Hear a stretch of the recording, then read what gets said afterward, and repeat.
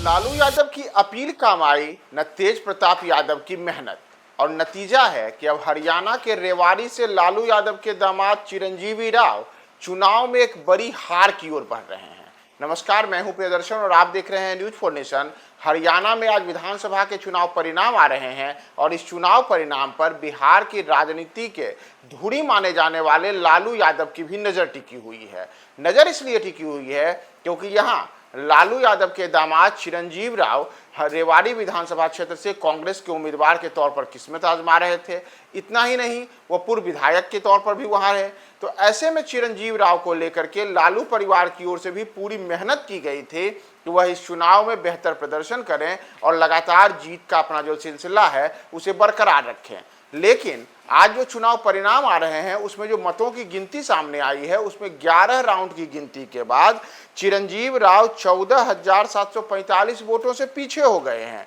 यानी कि जो भारतीय जनता पार्टी के लक्ष्मण यादव हैं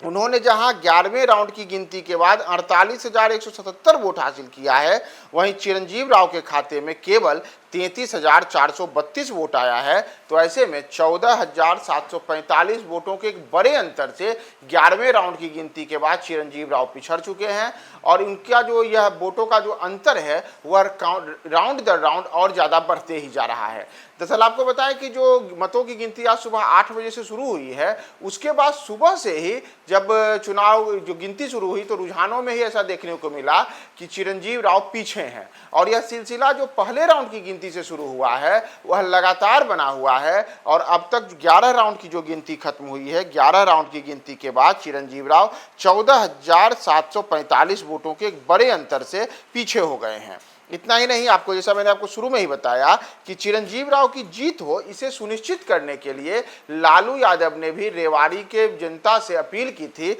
उन्होंने एक वीडियो संदेश जारी किया था और उसमें कहा था कि मुझे पूरा भरोसा है कि चिरंजीव राव जीतकर फिर से विधानसभा पहुंचेंगे और अहिरवाल क्षेत्र के लोगों को उनका हक दिलाएंगे। हरियाणा में बनने जा रही कांग्रेस पार्टी की सरकार में अपनी बड़ी भूमिका निभाएंगे। और न केवल लालू यादव बल्कि चिरंजीव राव का चुनाव प्रचार करने के लिए लालू यादव के बड़े बेटे तेज प्रताप यादव भी रेवाड़ी गए थे और उन्होंने बाकायदा अपने चुनाव प्रचार का जो पूरा का पूरा वीडियो और फोटोज है वह जारी करते हुए लोगों से अपील की थी कि तमाम लोग चिरंजीव राव के पक्ष में वोट करें कि और इसे लेकर के उन्होंने खास तौर पर जो रेवाड़ी में बड़ी संख्या में बिहार और यूपी से आने वाले प्रवासी लोग हैं उनसे अपील की थी कि आप लोग चिरंजीव राव के पक्ष में वोट करें। लेकिन तमाम कोशिशों और अपीलों के बाद भी अब तक जो यहाँ पे रुझान आए हैं, जो वोटों की गिनती चल रही है उसमें जो